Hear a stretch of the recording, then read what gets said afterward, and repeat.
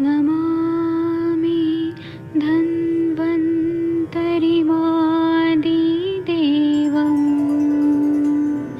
सुरासुरैर्वन्दितपादपद्मम् लोके जरामृत्युनाशम्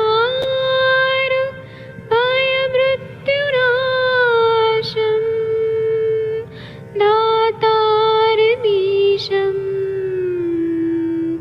विविधौषधीनां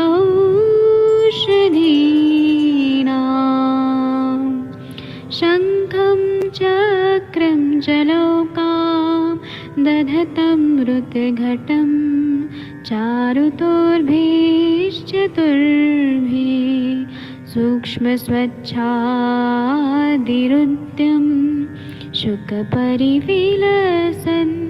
मौलिमं भोजनेत्रम् कालाम्बोदोज्ज्वलाङ्गं कटितटविलसत्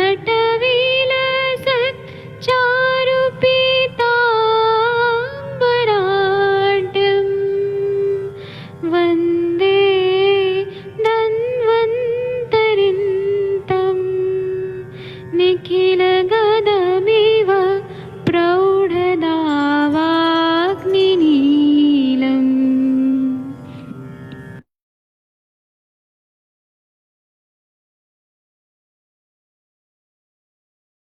प्रणाम सभी लोगों को। मैं वैद्य अरविंद पाठक आप सभी लोगों का स्वागत करता हूं। आइए आप भी हम लोग माधव निदान पढ़ेंगे। माधव निदान में हम लोग क्षुद्र रोग पढ़ रहे हैं और थोड़ा गैप हो गया कुछ दिन का, क्योंकि यहाँ पुणे में बहुत ज्यादा बाढ़ आ गया था, इसलिए नेटवर्क का प्रॉब्लम था।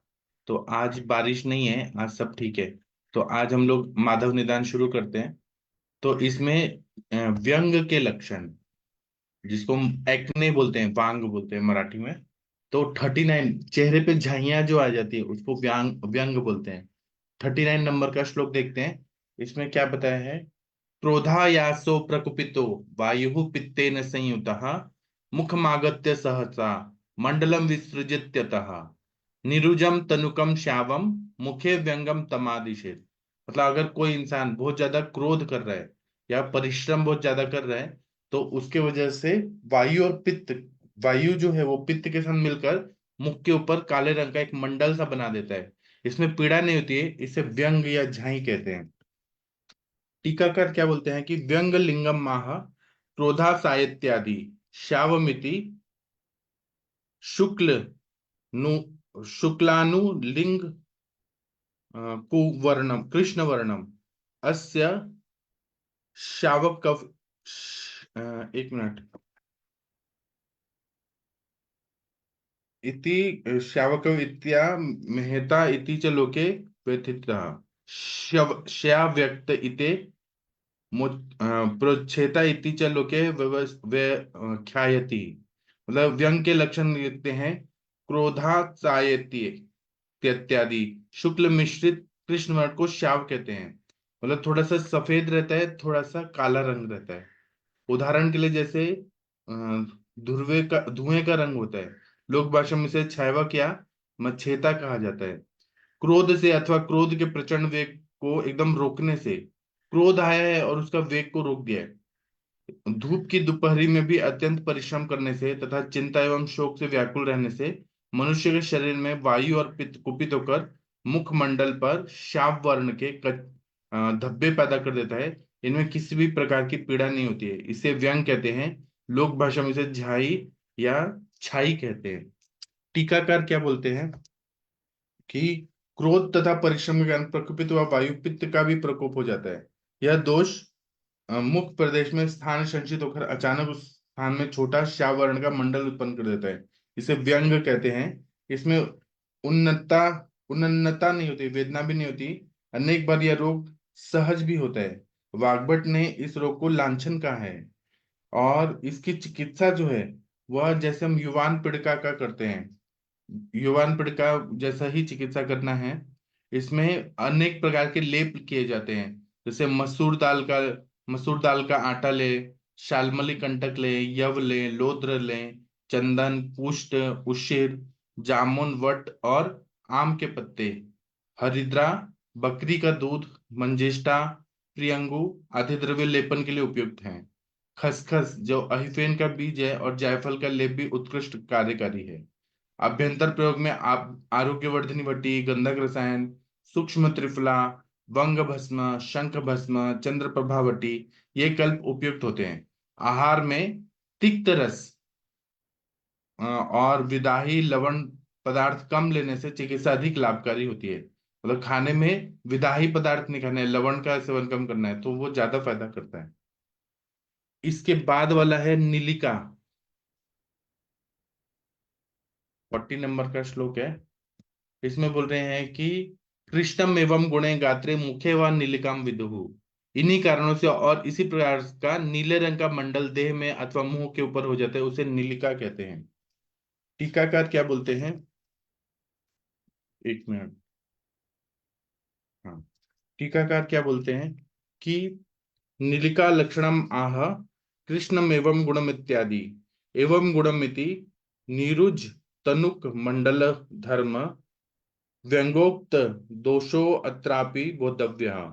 समूर्छनाति विशेषातु नीलत्वकारी कृष्णा कृष्णयान न्याच्छ दति कृष्णत्वेन भिन्ना नीलिका व्यंग नीलिकयोस्तु व्यक्त एव मेधः श्यावो व्यंगः कृष्णा नीलिका भोज्यतु नीलिका गात्र एवोक्ता यदुक्तम मारुतः क्रोध हर्षा अभ्यामूर्ध्वगो मुखमाश्रितः पित्तेन सह संयुक्तः करोति वदना वदन त्वचि निरुक्तम तनुक्तम तनुकम श्यावम व्यंगम तमिति निर्दिशेत कृष्णमेवं गुणे गात्रे नीलिकाम ताम विनिर्दिशेत इति। नीलिका के लक्षण कहते हैं कृष्णेत्यादि एवं गुणम अर्थात व्यंगोक्त निरुज तनुकादि गुणयुक्त। इनमें से व्यंग के समान वात और पित्त दोष का प्रकोप समझना चाहिए। इनकी अन्योन्य समूर्छना में कुछ अंतर सा आ जाता है, असर सा आ जाता है। व्यंग श्याव वर्ण का होता है और वह नील वर्ण का। न्यच से यह भिन्न होता है क्योंकि न्यच में अ, मंडल सा दाग काले ही रंग से के होते हैं, किंतु इसमें काले से आगे निकलकर नीले रंग के होते हैं। मतलब जिस तरह से वॉयलेट कलर होता है उस तरह का ये हो जाता है। व्यंग और नीलिका में परस्पर भेद भी स्पष्ट है कि व्यंग श्याव वर्ण का होता है, नीलिका काले या नीले रंग की होती है। भोज तंत्र में नीलिका को मुख्य अतिरिक्त शेष शरीर में माना है। यथा क्रोध और हर्ष से प्रकोपित वायु पित्त से संयुक्त होकर जब ऊपर मुख की ओर गति करता है तब मुख की त्वचा पर पीड़ा रहित पतले और श्याव वर्ण के मंडल व धब्बे पड़ जाते हैं, उसे व्यंग कहते हैं। यदि यह मंडल कृष्ण या नील वर्ण के होकर मुख्य अतिरिक्त शेष शरीर में हो जाएं तो इन्हीं को नीलिका कह देते हैं। यदि वह पूर्वोक्त व्यंग के काले व बिल्कुल नीले रंग के दाग मुख को छोड़कर अन्यत्र शरीर में अथवा मुख में ही हो जाए तो उसे नीलिका कहते हैं। प्रचलित भाषा में इसे नीला व नील नील पढ़ना कहते हैं। ये दो प्रकार के होते हैं, स्थायी और अस्थाई।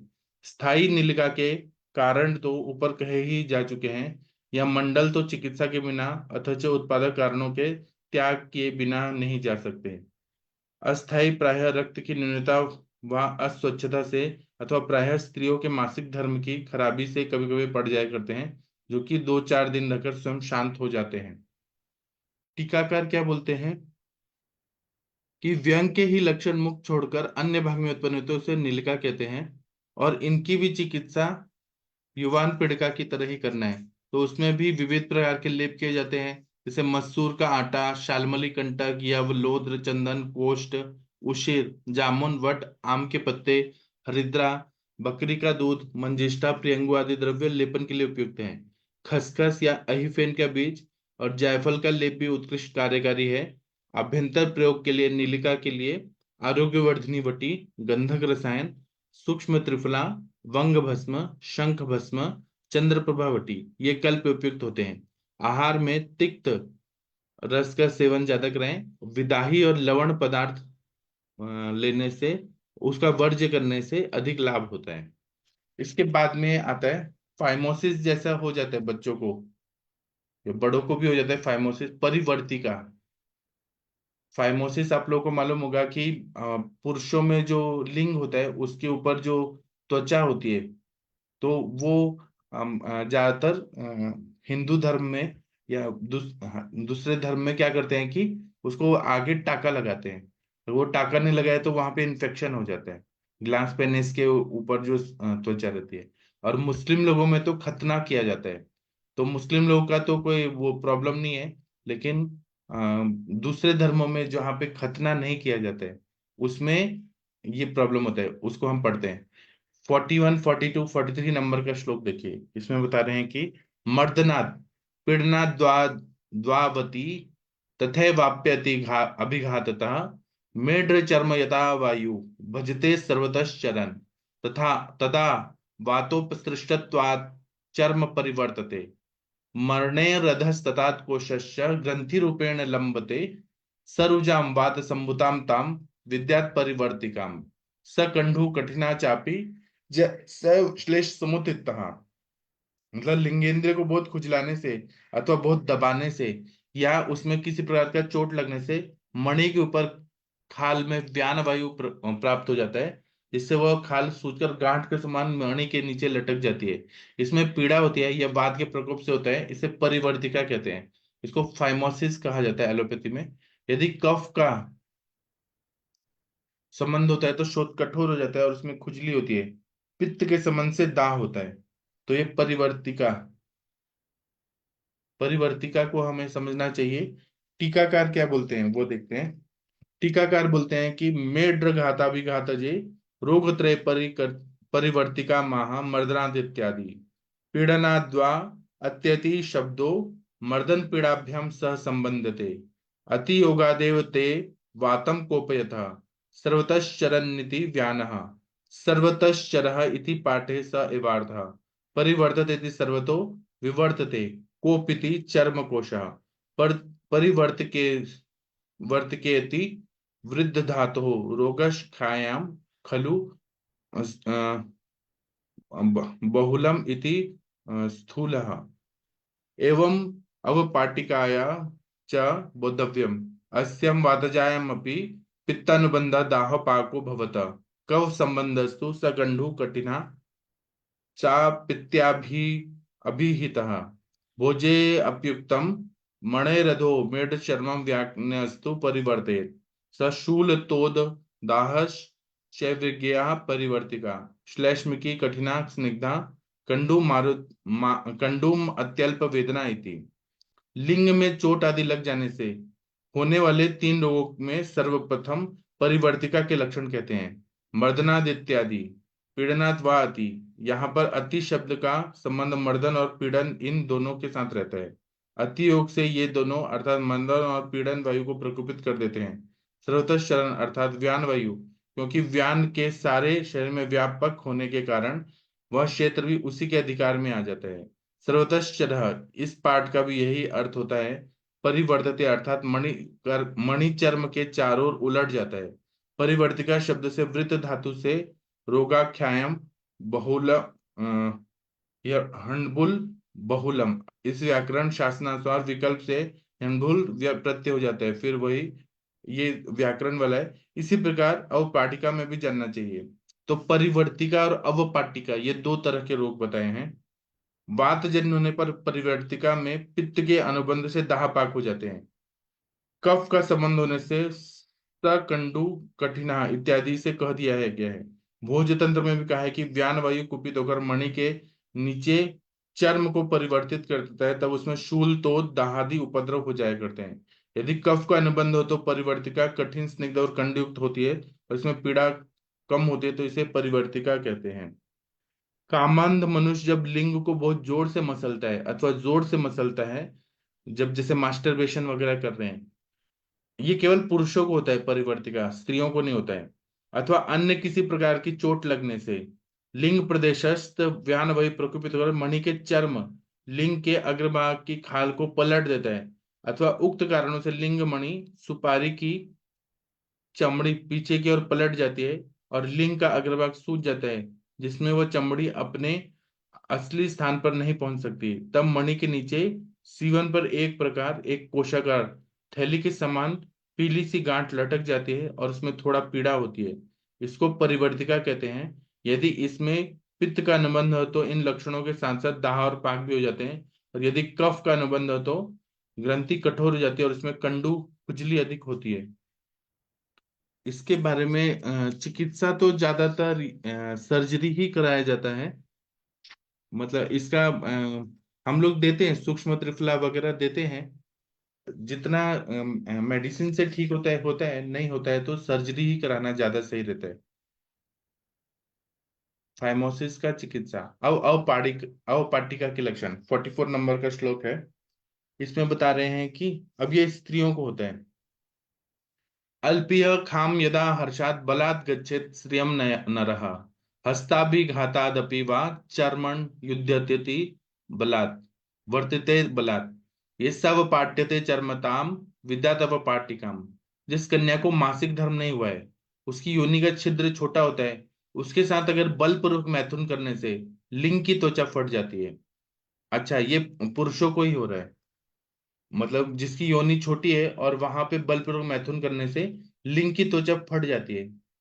और हाथ से बलपूर्वक त्वचा को ऊपर चढ़ाने से त्वचा फट जाती है, उसे उपाटिका कहते हैं। यहाँ पे फट जा रहा है। तो वात आदि दोषों की बोलता है कारण अलग अलग लक्षण भी होते हैं। टीकाकार क्या बोलते हैं? अवपाटिका माह अल्प में अल्पीय सौम इत्यादि। अल्पीय सौमित्याल्पतरम खम योनिमुखम यस्याः सा तथा कन्या हिन्नार्तौ अल्पीय स्वाहा भवति। अत्र हेतवंतरम हस्तादिभिघातादपि वेति उद्धृत उद्वर्तित इति ऊर्ध्वं वर्तिते यस्याव अवपाट्यते स्वमेव विधीर्यते। एषा च पृथक् दोषत्रयेण अनुबध्यते तथा च भोजः मर्दनात् अभिघातत्वात् कन्या योगी योनि प्रपीडनात् लक्ष्यते इति मेढ्रस्य चर्म दर्भैरिव शतम्। गेयावपाटिका सा तु पृथक् दोषे समन्वितः वातात् सा परुषा रुक्षा शूल निस्तोदकारिणी पित्तात् सदाह रक्ताद् वा दाह तृष्णा समन्विता श्लेष्मकी कठिना स्निग्धा कंडू कंडुम अत्यल्प वेदना इति। अवपाटिका के लक्षण कहते हैं कि अल्प यह स्वाम इत्यादि। जिस स्त्री का खम अर्थात योनि मुख अल्प अल्प अल्पीय अर्थात अत्यंत संकुचित सिकड़ा हुआ हो, वह अल्पीय वहक्षा कही जाती है। 8-10 वर्ष की कन्या अल्प वह खा होती है, क्योंकि इस आयु में मासिक धर्म आरंभ ही नहीं होता है। इसके अतिरिक्त हाथ आदि के चोट आदि कारण भी हो सकते हैं। उद्वर्तित अर्थात मणिचर्म के ऊपर चढ़ जाने से। यस्यावपाट्यते अर्थात इस कारणों से जिसकी सीवन का धागा अपने आप चीर जाता है, अथवा तीनों दोषों के पृथक पृथक प्रकोप से पाई जाती है। जैसे कि भोज कहते हैं कि जोर से मसलने पर अथवा हाथ आदि की चोट लगने पर अथवा कन्या की संकुचित योनि द्वारा पीड़ित होने पर यदि लिंग का चर्म दर्भ से छिद्रा हुआ सा प्रतीत हो तो उस रोग को अवपाटिका कहते हैं। यह वातादि दोष भेद से 3 प्रकार की होती है। वातजन्य अवपाटिका परुष रुक्ष और शूल एवं तोद करने वाली होती है। पित्तज अवपाटिका में दाह होता है, अथवा यदि रक्त से ही हो जाए तो उसमें दाह के साथ तृष्णा भी होती है। कफजन्य अवपाटिका कठोर स्निग्ध कंडू और अल्प पीड़ा युक्त होती है। एक मेरे पास ना एक पेशेंट का फोन आया था कि मतलब आयुष दर्पण देख के बताया था कि उनको ना ये था, जो हम लोग बोलते हैं ना शुचि मुखी योनि व्यापत। वो अभी 32 इयर्स की है पेशेंट। और उनका ना शादी हुआ था 2017 में। तो शादी हुआ, लव मैरिज और अरेंज मैरिज दोनों हुआ था। तो उनका ना ये था, सूचीमुखी योनि व्यापक था, पिन होल वजाइनल ओरिफिस ऐसे था। तो जब शादी हुआ ना तो वो लड़का जो था, उसने जब मैथुन करना शुरू किया तो उसको ना पता चला कि मेरी वाइफ को तो ऐसा है, सूचीमुखी योनि व्यापक है। तो वो बहुत ज्यादा फ्रस्ट्रेटेड हो गया, उसको बहुत ज्यादा गुस्सा आया कि मेरे साथ ऐसा क्या हुआ। फिर उसने उस लड़की को बहुत मारा। और जो उसका योनि भाग था ना वहां पे उसने क्या किया कि वो जो नेल पॉलिश होता है ना, उसका जो बॉटल होता है वो घुसा दिया। अब वो लड़की की क्या गलती है, उसको है तो है। तो उसने उसको घुसा दिया तो उस लड़की को बहुत ज्यादा पेन हुआ। फिर वो वहां से वो निकाल के और फिर वो भाग के आ गई। तो उसका पूरा योनि भाग पूरा सूजा हुआ था। डॉक्टर ने मेडिकल किया और फोटो वगैरह लिया। फिर बाद में उस पे केस किया गया, क्रिमिनल केस किया गया वो लड़के पे। और वो अभी केस चल रहा है। तो वो लड़का जो है ना वो आता ही नहीं है कोर्ट में। और ये ऐसे कुछ 2018 में केस हुआ था, 17 में शादी हुआ था, 2018 से 2024 अभी तक केस चल ही रहा है। वो कभी आता ही नहीं है। तो जो जज थे इलाहाबाद के, इलाहाबाद हाई कोर्ट के, उन्होंने एक्स पार्टी कर दिया कि तलाक तो मिलना चाहिए। लेकिन वो लड़की बोलती है कि मुझे अभी न्याय मिलना चाहिए। तो उस पे समन जारी किया गया, लड़के के खिलाफ वारंट जारी हुआ। तब भी वो भाग ही जाता है, वो आता ही नहीं है। पता नहीं अभी केस चल रहे हैं। तो ये जैसे इन्होंने बोला है, मासिक धर्म ना हुआ हो, ऐसे ही जो ये जो रहता है सूचीमुखी योनि व्यापक, पिन होल वजाइनल ऑरिफिस, वैसे होने के वजह से भी हो सकता है, अगर फोर्सफुली किया जाए तो। यह भी प्राय परिवर्तिका के समान होती है। इसमें भी जब मनुष्य कामांध होकर लिंग को हाथ से मसलता है, अथवा हस्त मैथुन, अथवा अल्पायु कन्या से बलपूर्वक मैथुन करता है, तो उसमें मणि का चर्म बड़े जोर से पीछे हट जाता है। तब कई बार मणि के नीचे सीवन का जो जोड़ है उखड़ जाता है, तब शतव्रण हो जाता है। इसमें पीछे जाकर तीनों दोषों का प्रकोप हो जाता है, अर्थात वायु से उसमें तोद और शूल, पित्त से दाह और पाक, और रक्त प्रकोप से तृष्णा भी हो जाया करती है। कफ के प्रकोप से होने वाले व्रण स्थान कठिन और चिकना हो जाता है, उसमें खुजली अधिक और पीड़ा कम होती है। इस रोग को अवपाटिका कहते हैं। इसके बाद में आ रहा है निरुद्ध प्रकश, 45, 46, 47। इसमें बता रहे हैं कि वातोपसृष्टे मेढ्रे वै चर्म संश्रयते मणिन, मणिश्चर्मोपनद्धस्तु मूत्र स्रोतो वृणद्धि च, निरुद्ध प्रकशे तस्मिन् मंददारवम अवेदनम, मूत्रम प्रवर्तते जंतुर मणिर्विव्रियते न च, निरुद्ध प्रकशम विद्यात् सरुजम वात संभवम। लिंग में वायु का प्रकोप होने से मणि के ऊपर की त्वचा सूख जाती है, ड्राई हो जाती है, वायु का प्रकोप होने से। मतलब यहाँ पे भी एट्रोफिक चेंजेस हो रहा है। त्वचा के संकोच से मूत्र का मार्ग रुक जाता है, इसे निरुद्ध प्रकश कहते हैं। यहाँ पे तो स्नेहन करना पड़ेगा। पहले के जमाने में माताएं जो थी, अपने बच्चों को जब भी अभ्यंग करती थी, तो वो लिंग पे थोड़ा सरसों का तेल वगैरह डालती थी, स्निग्धता रखने के लिए। वो जरूरी होता है। तो अगर वो चीज नहीं किया जाए बचपन से, कभी वहां स्नेहन ही ना हो, तो ये जो ऊपर की जो त्वचा है, ग्लास पेनिस के ऊपर की त्वचा है, वो सूख जाता है। त्वचा के संकोच से मूत्र का मार्ग रुक जाता है, इसे निरुद्ध प्रकृति कहते हैं। फिर वो मतलब आगे पीछे हो ही नहीं पाता है। अब वो भी फाइमोसिस जैसे ही कंडीशन होता है। उसके पहले जो बताया हम लोगों ने, वह सब कैसे इन्फ्लेमेटरी चेंजेस रहते हैं, वहां पे सूजन आती है। यहाँ पे त्वचा संकुचित हो रही है, फाइमोसिस हो रहा है, तो इसमें सर्जरी करके कट करना पड़ता है। मेरे पास एक ऐसे पेशेंट आया था, तो बच्चे को ऐसे ही हो गया था। वो कुछ 10 साल का था, तो उसका सर्जरी किया गया, फाइमोसिस का सरकमसीजन वगैरह किया गया।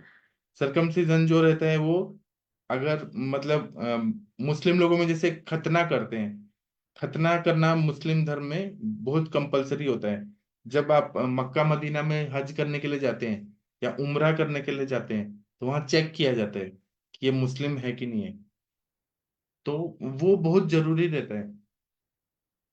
तो मूत्र का मार्ग रुक जाने से मूत्र मंद धार से निकलता है। यह वायु के प्रकोप से होता है, मणि खुल नहीं सकती और पीड़ा होती है। वो मतलब आगे पीछे वो स्किन जा ही नहीं पा रहा है, इतना टाइट होता है, स्किन सूख जाता है। अन्य आचार्यों के मत से इसमें अन्य दोष भी बाद में सम्मिलित हो जाते हैं, और उन दोनों के लक्षण भी होते हैं। टीकाकार क्या बोलते हैं वो देखते हैं। निरुद्ध प्रकर्षम आह वातोपसृष्ट इत्यादि संश्रयत इति समग्रम वर्तत, समग्रम श्रेयत अत्र नियत इत्यर्थः। अवपाटिका त्वरूढ़ा चर्म संकोच निरुद्ध प्रकर्षो भवति इति ब्रुवते, सन्निरुद्ध गुदवत् स्वतंत्रो अपि भवति इति शक्यते वक्तुम। निरुद्ध प्रकाश इत्यस्मिन् अर्थे निरुद्ध प्रकाशः नैरुक्तेन च रूप सिद्धि, मूल स्रोत संकुचित चर्म पीडनेन मणेः स्वल्प द्वारत्वान्मूत्र स्रोतो ऋणद्धि, अवेदनम मित्यस्य स्थाने सवेदनम इति केचित्, अत्र भोजाभिप्रायेण व्याचक्षते एकदा निरुद्धे स्रोतसी सवेदनम अन्यदा तु प्रकाशे मंदधारम प्रवर्तते। मणिश्च नावदीर्यते मूत्रेणेति तथा च भोजः मेढ्रान्ते चर्मणि यदा मारुतो कुपितो भृशं द्वारं रुणद्धि च शनैः प्रकाशश्च मृदुर्भवेत् मूत्रं मूत्रयते कृच्छात् प्रकाशस्तु यद्वा भवेत् वात वातोपसृष्ट मिड्रस्तु मणिनं च विदीर्यते निरुद्धं च प्रकाशं च व्याधिं विद्यात् सुदारुणम् इति सुश्रुते तु निरुद्ध प्रकाशत्वात् निरुद्ध प्रकाशः मणिर्विवृते न चेति मणिविवृतो न भवति। अब निरुद्ध प्रकाश के लक्षण कहते हैं वातोपसृष्ट इत्यादि संश्रयते अर्थात जब सब ओर से मणि में संचित हो जाता है वहां पर ही चिपक जाता है। अब वो पाटिका मणि का चर्म फट जाया करता है, किंतु निरुद्ध प्रकाश में मणि का चर्म इतना संकुचित हो जाता है कि ऊपर की ओर परिवर्तित ही नहीं हो सकता है। अथच अब अवपाटिका के व्रण को ठीक तरह से रूढ़ न होने से ही निरुद्ध प्रकाश हो जाया करता है। यह कुछ आचार्यों का मत है, किंतु सन्निरुद्ध गुद के समान अवपाटिका के बिना स्वतंत्र रूप से हो जाया करता है। निरुद्ध प्रकाश को ही निरुद्ध प्रकाश कहते हैं। न्याययुक्त विधि में आकार वर्ण के लोप हो जाने से निरुद्ध प्रकाश रूप सिद्ध हो जाता है। मूत्र स्रोत जैसे थैली के मुख बंद कर दिया जाता है, वैसे मणि का चर्म जो की इच्छानुसार मणि के नीचे ऊपर किया जा सकता है, किंतु अवपाटिका की विकृति से अथवा स्वतंत्र रूप से ही जब मणि चर्म का मुख इतना संकुचित हो जाता है तो जिससे मूत्र मार्ग भी प्राय रुक जाया करता है। अवेदनम इसके स्थान पर सवेदनम इत्यादि ऐसा पाठ भी कुछ आचार्यों के मत से पाया जाता है। यहाँ पर भोज के अभिप्राय के अनुसार कहते हैं कि एक बार स्त्रोतोरोध होने से वेदना युक्त, दूसरी बार प्रकर्ष अर्थात मूर्खावरोध हो हट जाने से मूत्र मार्ग मंद मंद धार से प्रवृत्त होता है और मूत्र धार से मणिचर्म नहीं खुल जाता है। भोज भी ये कहते हैं कि लिंग के अंत भाग के चर्म में जब वायु का प्रकोप हो जाता है तब कुपित हुआ वायु मूत्र द्वार को रोक देता है। कभी कभी मार्ग खुला भी रह जाया करता है। मार्ग के खुलते ही बड़ी कठिनता से मूत्र उतरता है। लिंग में वात का प्रकोप होने से मणिचर्म फैल नहीं सकता है। इस दारुण रोग को निरुद्ध प्रकाश कहते हैं। सुश्रुत में तो प्रकाश के बंद हो जाने पर ही इसे निरुद्ध प्रकाश कहते हैं। मणि विवृते च न च अर्थात मणिचर्म फैला नहीं करता, मतलब आतशक अथवा सुजाक हट जाने के पश्चात भी जब कभी लिंग में वायु का प्रकोप हो जाता है तब लिंग मणि का ऊपर का चर्म, जिसे मुसलमान खतना करके काट देते हैं, इतना सिकुड़ जाता है कि उसके पीछे हटना तो दर किनार प्रत्युत मूत्र मार्ग से भी छोटा हो जाता है, जिससे मूत्र करने में बड़ी कठिनाई होती है। मूत्र वेग से बाहर निकलना चाहते हैं, किंतु मार्ग तंग होने से उसमें चार अत्यंत पतली निकलती है। कितनी देर तक मूत्र के लिए रुकना पड़ता है। मूत्र करते समय कुछ पीड़ा भी हुआ करती है। इस रोग को निरुद्ध प्रकाश कहते हैं। कई बार मणि फट भी जाया करती है और मूत्र इस मार्ग से निकलने लगता है। इसमें पीड़ा अधिक होती है, इसमें वायु के प्रकोप से जानना चाहिए। अभी हम लोग रुकेंगे। अब हम 7 बजे मिलते हैं, थोड़ा आधा घंटा का ब्रेक लेते हैं। 7 बजे हम लोग ये पढ़ेंगे अष्टांग हृदयम का जो भूत विज्ञानीय जो अध्याय है वो पढ़ेंगे। अभी मैं सेशन बंद करता हूँ। थैंक यू, प्रणाम सभी लोगों को।